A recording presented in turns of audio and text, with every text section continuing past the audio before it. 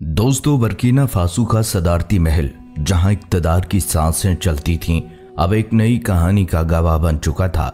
इस महल की राहदारियों में रोज़ाना वज़रा, फौजी अफसरान, आला हुकूमती अहलकार और खुफिया इदारों के नुमाइंदे आते जाते, फैसले किए जाते और तकदीर लिखी जाती। ये वो मुकाम था जहां मामूली से मामूली फ़र्द की भी जांच पड़ताल होती।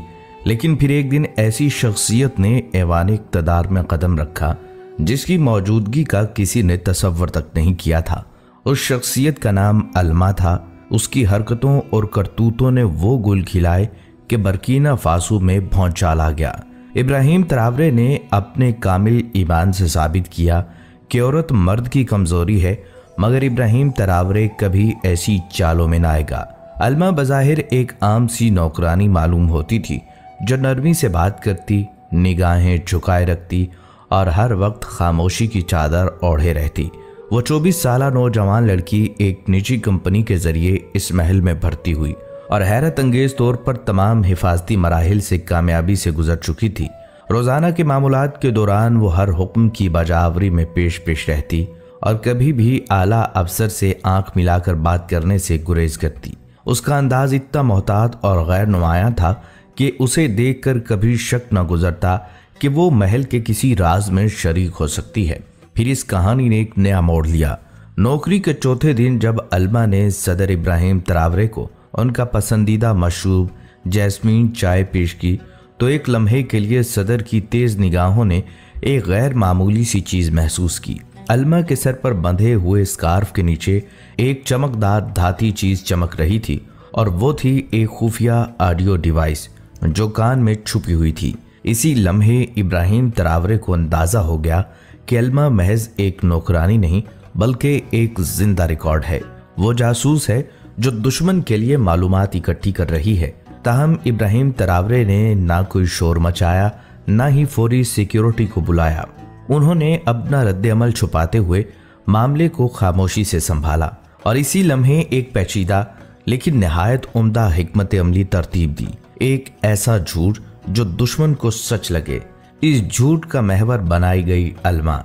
इसके जरिए दुश्मन को मुसलसल झूठी मालूमात पहुंचाई गईं, जैसे कि मुल्क में फौजी बगावत की तैयारियां हो रही हैं, रूसी मुशीरों से मुज़ाकरात नाकाम हो चुके हैं और जनरल मूसा के साथ हुकूमत के शदीद इख्तलाफात हैं। दोस्तों, ये तमाम खबरें दरअसल दुश्मन को गुमराह करने के लिए थीं ताकि वो असल मंसूबा जाहिर कर दे। ये मुहिम इस कदर महारत से चलाई गई कि दुश्मन ने सिर्फ 72 घंटों में रद्द अमल देना शुरू कर दिया। दुश्मन की नकलो हरकत बढ़ गई। मशरकी सरहद पर बगावत की अलामत समझी जाने वाली गाड़ियां जमा होने लगीं। खुफिया रेडियो चैनल्स पर पैगामात की तरसील में गैर मामूली इजाफा हुआ और जाली शनाख्त के हामिल अफराद शहर में मुतहर्रिक हो गए। जैसे ही दुश्मन ने हमले की तैयारी शुरू की, उसी वक्त ऑपरेशन इको कर्टन का आगाज कर दिया गया। ये कोई मामूली फौजी ऑपरेशन न था। जैसे ही दुश्मन के दस्ते आगे बढ़े, उन्हें खाली चौकियों की बजाय ऐसे कमांडो दस्ते मिले जो नाइट विजन आलात से लेस मुकम्मल तैयारी के साथ घात लगाए बैठे थे। उनका हदफ दुश्मन के जिस्म नहीं बल्कि उनकी मवासलाती सलाहियत, कमांड सेंटर और फैसला साजी की कुव्वत को मफलूज करना था। इसी दौरान शहर के अंदर भी 6 खुफिया छापे मारे गए।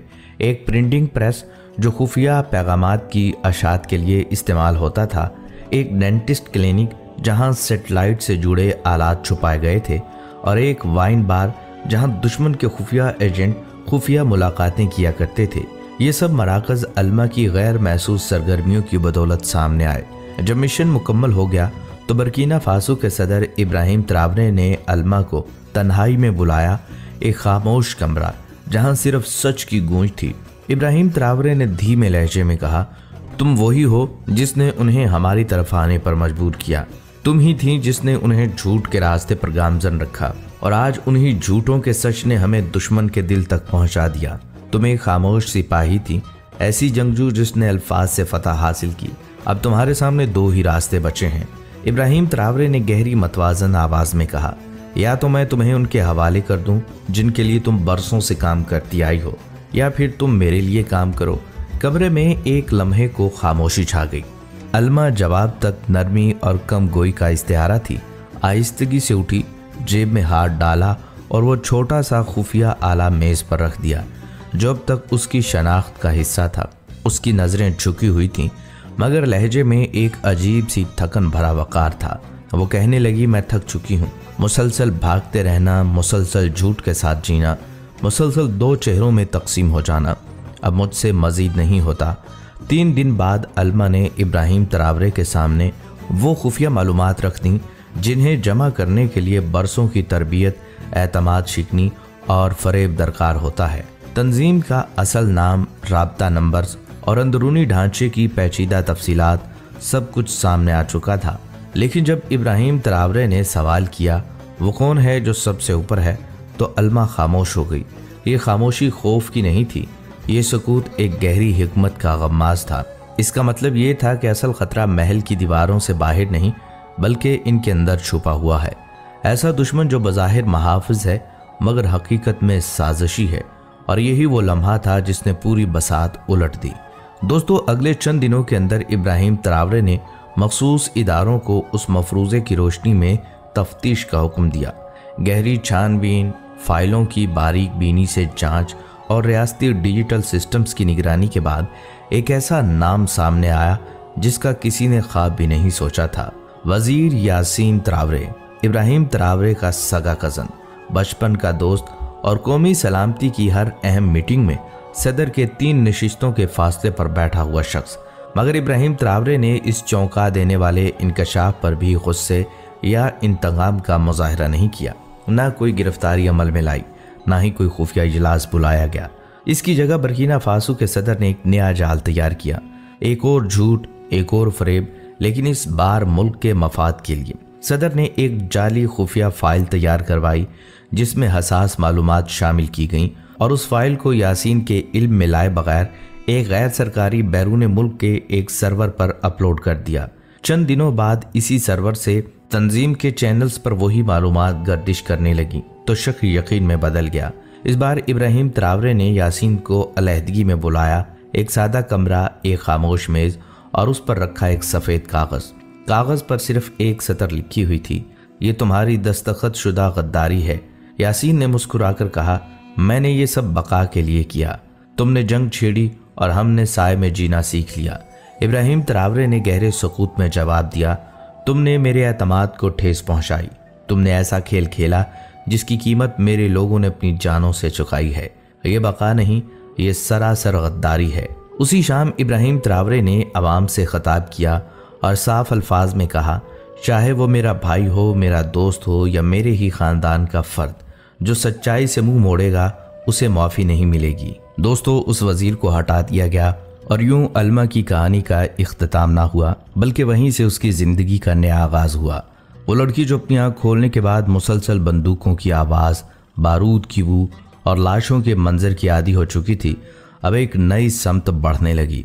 उसका बचपन अमन से नहीं, अलमियत से जुड़ा था। एक ऐसा बचपन जिसमें उसे उसके गांव से अगवा करके दहशतगर्द तंजीम के साथ शामिल कर दिया गया था, जहां उसे सिखाया गया था कि दुश्मनी, नफरत और तशद्दुद ही ताकत हैं और यही कामयाबी का रास्ता है। लेकिन अब एक नए सफ़र का आगाज़ हो चुका था। अलमा को पहली बार एक और ताकत का शऊर हासिल हुआ था, यानी सच्चाई की ताकत। वो ताकत जो ना खून बहाती है, ना इमारतें गिराती है, बल्कि दिलों को जोड़ती है, जहनों को बदलती है और कौमों को जगाती है। इब्राहिम तरावरे ने सिर्फ दुश्मन की चालों को नाकाम नहीं बनाया, बल्कि एक ऐसी लड़की को जो दुश्मन की खुफिया एजेंट थी, उसे ना सिर्फ माफ़ किया बल्कि एक नई जिंदगी दी, एक नया नस्बुलैन दिया। यह शायद दुनिया की तारीख में पहला मौका था जब किसी रियासत के सरबराह ने एक जासूस को महज जेल में डालने की बजाय उसे शऊर, मोहब्बत और इंसानियत का सफ़ीर बना दिया। अलमा जो कभी दुश्मन की आंख और कान थी, अब उन औरतों के लिए काम कर रही थी जिनके शौहर जंगों में मारे गए, उन यतीम बच्चों के लिए जो भूख से सोने पर मजबूर थे, उन तलबा के लिए जिनके पास किताब तो है मगर रोशनी नहीं। इब्राहिम तरावरे का ये इक़दाम सिर्फ एक समाजी फैसला नहीं था बल्कि एक फ़िक्री इनकलाब था। ये एक ऐसा फ़लसफ़ा था जो दुनिया भर के लीडरों के लिए मशाले राह बन सकता है। इब्राहिम तरावरे ने सिर्फ बगावत को नाकाम नहीं बनाया बल्कि ज़हनों की आज़ादी की तहरीक का आगाज़ किया। उनका मानना है कि दुश्मन अगर बाहर हो तो उसे शिकस्त देना मुमकिन है, मगर दुश्मन अंदर हो तो उसको शिकस्त देना और उससे लड़ना बहुत मुश्किल है।